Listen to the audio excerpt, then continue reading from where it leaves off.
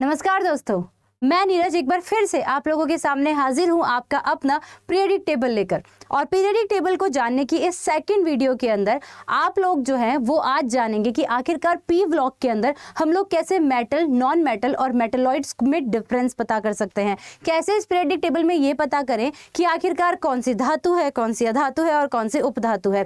पिछली वीडियो में हम लोगों ने देखा था कि हमारी पीरियडिक टेबल के अंदर कौन कौन से एलिमेंट्स होते हैं और एलिमेंट को याद करने की ट्रिक के बारे में तो हमने बात कर ली थी।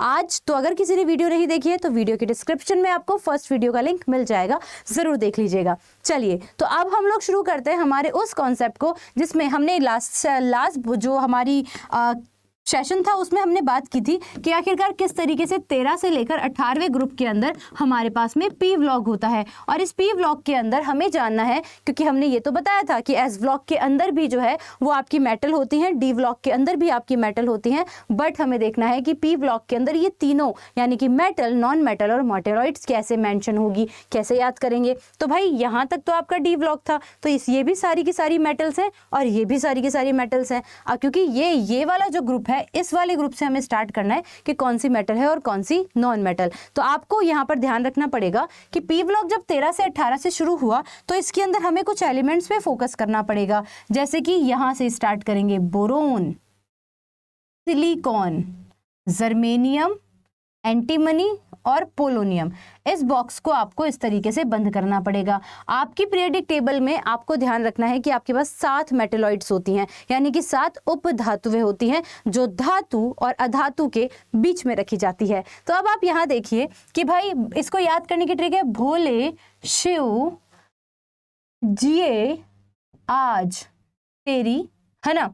और इस तरीके से याद कर लो या फिर अगर आप नहीं याद करना चाहते तो आप इस तरीके से देख लो, boron, silicon, germanium, arsenic, antimony, tellurium और पोलोनियम। तो कितनी हो गई? 1 2 3 4 5 6 7, ठीक है। या फिर आप इस तरीके से याद कर सकते हैं, भोले शिव आज तेरी आत्मा जिए सब, ठीक है। और फिर लास्ट में पोलोनियम। तो जैसे आप याद करना चाहें तो ये जो आपको यहाँ पर दिखाई दे रही हैं ये आपकी जो है वो बेसिकली क्या होती है, पी ब्लॉक की मेटल्स, जिसमें ये वाला जो पोर्शन है इसमें 1 2 3 4 5 6 7 जो है वो आपके पास में क्या होती हैं, आपके पास में जो है वो मेटलॉइड्स होती हैं। और मेटलॉइड्स के इस तरफ यानी कि ये जो आप लोगों को जो आपको इंडिगो कलर में दिखाई दे रहा है ना, ये तो यानी कि 13वें ब्लॉक से इधर से खड़े होकर इधर लेफ्ट साइड में जब हम लोग जा रहे हैं तो they all are metals. Sorry, इस तरफ जब हम लोग जा रहे हैं, बाईं ओर जब हम जा रहे हैं तो यहाँ पर तो आपको सारी की सारी आपको मेटल देखने को मिलती है। और इसके ऊपर की तरफ की सारी जो धातुएं जो दिखाई दे रहे हैं elements, they all are non metal. आपको एक राज की बात बताती हूँ,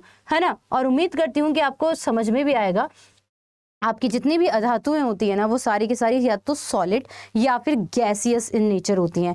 पर आपकी जितनी भी धातुएं होती हैं ना वो सारी की सारी सॉलिड भी हो सकती हैं और इसके अलावा जो है वो लिक्विड भी हो सकती हैं, पर गैसियस स्टेट में बहुत रेयर मिलती हैं, है ना। पर बेसिकली धातुएं तो सारी सॉलिड ही होती हैं। हाँ, जैसे कि अपवाद के रूप में आपका पारा हो गया। जैसे कि आपके अपवाद के रूप में अगर अधातु में अपवाद की बात करूं तो ब्रोमीन जो होती हैं वो आपके लिक्विड फॉर्म में पाई जाती हैं, पर है तो ये अधातु। क्यों है ब्रोमीन? क्योंकि ये भोले शिवास्तरी आत्मा के इधर आ रही हैं। तो ये सारी की सारी क्या हो जाएंगी, ये सारी की सारी आपके पास में जो है वो अधातु हो जाएंगी। ये जो दिखाई दे रही हैं 7, ये बस उपधातु होती हैं यानी कि मेटलॉइड्स होती हैं। और इसके इधर वाली सारी की सारी मेटल हो जाएंगी और उधर वाली सारी की सारी नॉन मेटल हो जाएंगी। तो ये है कमाल की ट्रिक जो कि आप लोगों को आपके पी ब्लॉक से पता करवाएंगे कि आखिरकार कौन सी मेटल, कौन सी नॉन मेटल और कौन सी मेटलॉइड्स होती हैं। इसके अलावा और कॉन्सेप्ट के अगर अंदर चले तो यहाँ पर देखिए आपको नीचे की तरफ जो है एक ग्रुप दिखाई देता है, जो ग्रुप जो है वो बेसिकली एफ ब्लॉक का एलिमेंट कहलाता है। पिछली क्लास में हम लोगों ने एस ब्लॉक, डी ब्लॉक के बारे में देखा था। इस क्लास में हम लोग पी ब्लॉक और एफ ब्लॉक के बारे में देखेंगे। जो एफ ब्लॉक है वो आप लोगों का बेसिकली छठे आवर्त से स्टार्ट होता है। कौन से आवर्त से? 6th पीरियड से आप लोगों का जो है ये स्टार्ट होता है। इस छठे आवर्त के अंदर आपसे एफ ब्लॉक स्टार्ट हो रहा है और 7वें आवर्त में भी। बट इसके एलिमेंट्स को हमने नीचे इसलिए रखा क्योंकि आपकी पीरियडिक टेबल की स्ट्रक्चर ना बिगड़े। अब आप यहाँ पे समझिए, जो छठे आवर्त से स्टार्ट होते हैं तत्व, इनको हम लोग जो है वो लेंथेनाइड के नाम से जानते हैं। और जो 7वें आवर्त से स्टार्ट होते हैं यानी कि 7th पीरियड से स्टार्ट होते हैं उनको हम लोग जो है वो एक्टेनाइड के नाम से जानते हैं।